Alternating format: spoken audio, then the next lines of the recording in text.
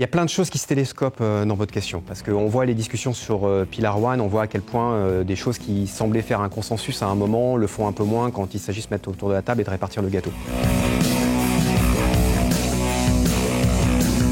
Vous connaissiez les nouvelles fiscales, eh bien on vous emmène dans de nouveaux horizons, les nouvelles frontières de la fiscalité, un programme que nous vous proposons avec l'AMI Liaison et qui permet d'explorer ce qui nous attend dans la matière fiscale. On a dépassé maintenant ce qui est en train de bouger dans les différents États. On a une fiscalité qui fait partie du paysage et donc on accueille des conseils, des directeurs fiscaux, des enseignants qui vont essayer de deviner ce qui nous attend pour demain en termes de fiscalité. Alors là, on a une chance extraordinaire aujourd'hui puisqu'on reçoit un fiscaliste international, trop modeste certainement, Marc Mokrab. Bonjour Marc. Bonjour Stéphane. Vous êtes directeur fiscal du groupe Verisure. Alors Verisure, tout le monde l'utilise, c'est ce qui nous protège, c'est ça ? Exactement. Enfin, tout le monde devrait l'utiliser en tout cas. Donc groupe international, vous avez une carrière en plus très internationale puisque vous avez travaillé pour le groupe Technicolor, vous avez travaillé pour le groupe Rocher, pour le groupe Lacardère. Et tout ça entre Londres, Genève, Paris, un petit peu quand même ? Oui, exactement. J'ai quitté la France il y a maintenant presque 15 ans, donc au gré des opportunités et des changements de carrière et des volontés de se défier un peu.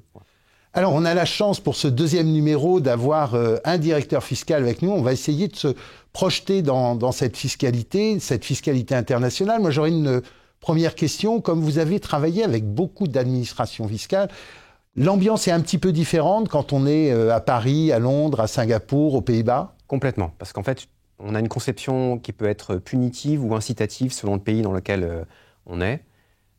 J'étais assez étonné, c'est vraiment le meilleur moment pour ça, de regarder les débats sur les lois de finances. Je regardais récemment Raquel Reeves qui a présenté le budget au UK, et on voit qu'elle a répété probablement investissement, business, une centaine de fois au cours de son discours. J'exagère un peu, mais l'idée est là, c'est-à-dire qu'il y a une vraie volonté de s'interroger sur comment ça va être reçu par le tissu économique. Je dirais que ça, on peut le transposer aussi à la façon dont les administrations se comportent lors des contrôles ou aux relations qu'on va avoir avec elles. C'est-à-dire que selon qu'on est à Singapour ou en Suisse, on va avoir des discussions avec, alors très rapidement avec des échelons politiques assez élevés, de gens qui sont intéressés, cultivés à la matière et qui ont envie de comprendre comment les différentes industries, le tissu économique va réagir à la fiscalité. Oui, c'est-à-dire vraiment taxer en fonction de la valeur créée, voire accompagner cette création de valeur pour arriver à plus taxer finalement. Exactement. Je me souviens d'une discussion il y a très longtemps avec un politique en Suisse qui me disait je préfère avoir des multinationales chez moi qui payent de l'impôt, mais pas autant qu'est-ce qu'elles paieraient ailleurs, que les savoir ailleurs. Et il me disait, ça a plusieurs impacts, parce que non seulement moi je récupère ce substrat fiscal, j'ai en plus des managers qui viennent chez moi que je taxe, ils créent des emplois et de l'indirect que je taxe, et en plus, j'ai la main mise sur ces multinationales parce que je peux leur imposer des règles de transparence, des règles de respect de l'environnement et des règles sociétales. Donc j'ai la possibilité aussi, quelque part, par ma politique fiscale, d'influer sur la façon dont ces entreprises vont se comporter. Oui, en gros, l'effort que vous ne faites pas sur la fiscalité qui pourrait être plus forte, vous pouvez le faire pour améliorer l'ambiance dans laquelle se fait le marché du travail. Exactement. Exactement. Ça veut dire derrière que, comme on a une évolution au niveau international avec des standards OCDE, des reporting CBCR, bientôt un public CBCR, est-ce qu'il devrait y avoir une convergence de ces différentes administrations autour de ces outils, ou est-ce que vous pensez que finalement il y a un mindset qui fait que ce sera un petit peu compliqué de rectifier le tir ? Il y a plein de choses qui se télescopent dans votre question, parce qu'on voit les discussions sur Pillar One, on voit à quel point des choses qui semblaient faire un consensus à un moment le font un peu moins quand il s'agit de se mettre autour de la table et de répartir le gâteau. Est-ce que toutes les administrations ont intérêt à ce besoin de transparence ? Est-ce que tout le monde a vraiment envie de cette transparence ? Là, on voit que l'Union européenne est en train de s'appliquer des standards que les autres pays ne s'appliquent pas. Et même au sein des pays européens, on voit que les dynamiques sont quand même maintenant à freiner un peu des cas de fer en disant ça fait beaucoup de directives les unes après les autres. Attractivité. Voilà. Et ça fait beaucoup de directives les unes après les autres. Il faut qu'on les digère, et il faut aussi que les entreprises les digèrent, et puis qu'on sache si finalement on n'est pas en train de se tirer des balles dans le pied. Alors, moi, je pense que le public CBCR, c'est une chance, c'est une opportunité. C'est une opportunité de mieux expliquer comment la fiscalité fonctionne et peut-être aussi de tuer certains vieux dragons qui traînent dans nos placards de fiscalistes où les entreprises, certains milieux médiatiques ont l'impression qu'on fait de l'optimisation toute la journée. Oui, on a toujours des politiques qui disent il y a tout ça à récupérer sur la fraude fiscale. En tout cas, dans les entreprises, c'est devenu très normé maintenant. On fait attention. J'entends des débats enfin, j'hallucine un petit peu parfois sur les niveaux de discussion avec certains élus sur ce qu'ils estiment être de la fraude fiscale internationale, quelle est leur vision de la façon dont les groupes fonctionnent. Enfin, il y a eu peut-être certains business models qui ont eu la possibilité, parce qu'ils étaient créés très récemment, de s'organiser autour de la fiscalité. Oui, puis Frédéric Dondieu disait il y a 40 ans, vous n'avez pas la même fiscalité quand même. Hein. Oui, ça c'est sûr. La loi était ouverte, hein, donc, parce qu'on respectait la loi quand on faisait ça quand même. Il y a un très bon discours d'Obama là-dessus, pendant la crise des subprimes, où il dit finalement, il respecte l'esprit de la loi, et c'est là où ça ne va pas en fait. C'est-à-dire qu'il y a peut-être un besoin de redéfinir des critères un peu globaux, et c'est ce qui s'est passé avec BEPS. C'est la redéfinition d'un cadre global en disant attendez, on se met d'accord sur un certain nombre de pratiques dont on ne veut plus. Alors après, on peut débattre de est-ce qu'on est dans le scope de ce que je disais tout à l'heure, de la fiscalité incitative, ou est-ce qu'on est sur de la fiscalité punitive. Chacun appréciera comment il lit BEPS. Moi, j'ai plutôt l'impression qu'on est sur de la fiscalité punitive, parce qu'effectivement, ça a été l'interdiction de tout ce qu'on ne peut pas faire, enfin, tout de moins de lister un peu à la Prévert les pratiques fiscales dommageables. Ce qui a eu, à mon sens, a aussi un effet bénéfique. Parce que moi, je suis très apaisé de la façon dont on gère la fiscalité dans les groupes où j'ai eu la chance de passer.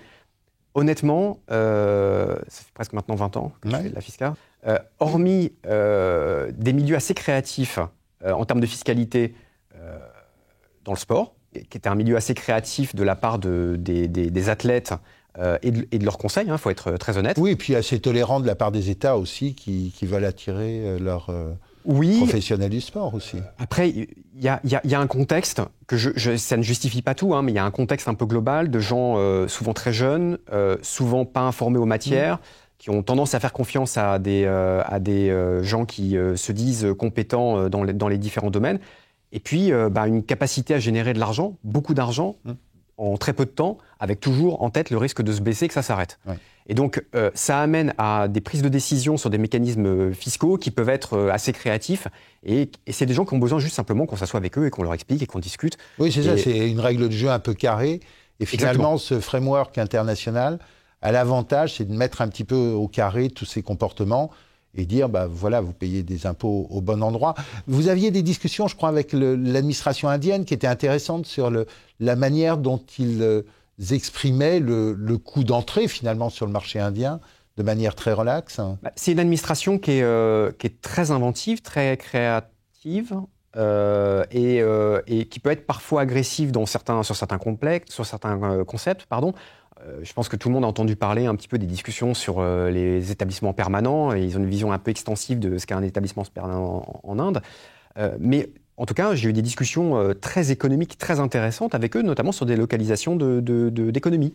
Vous venez vous installer chez nous, le coût de la main-d'œuvre est effectivement pas très cher, mais probablement que si vous aviez été dans d'autres pays, vous auriez laissé un peu plus de marge, et donc d'essayer d'asseoir quel est l'avantage compétitif qu'on retire à s'installer dans un pays où la main-d'œuvre est à faible coût. Donc, et ça encore, ça revient au point qu'on faisait tout à l'heure.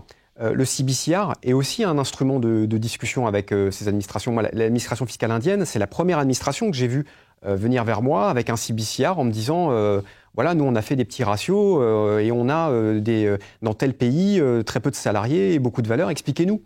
Et donc, ces questions que des administrations formées peuvent avoir, demain on va les avoir de la part de médias, de la part d'associations, de la part de nos salariés, de la part de syndicats. Et donc, il y a une transformation très profonde qui est en train de s'opérer dans notre métier de fiscaliste. Alors, moi, j'ai connu une période où on ne savait même pas où nous mettre. Donc, c'est-à-dire où vous mettre je me souviens que quand je postulais, je rencontrais des directeurs fiscaux.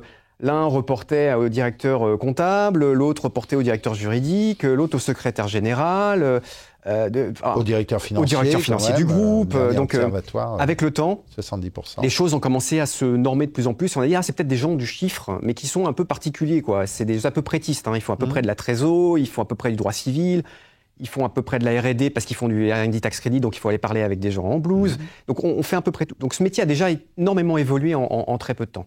Et puis on est des Highlanders, c'est-à-dire qu'on passe notre temps à avoir des nouvelles lois de finances, des changements. Donc il y a ce besoin d'adaptabilité. Mais ce qu'on est en train de vivre avec d'un côté un effort de transparence beaucoup plus important qui implique de la communication et du marketing fiscal. De l'autre côté, le pic de l'intelligence artificielle, de la transformation digitale et de la façon dont on fonctionne, tout ça fait que il y a une profonde transformation et du métier et de la façon dont il va falloir qu'on forme les jeunes qui ont demain envie d'embrasser la même carrière que la nôtre.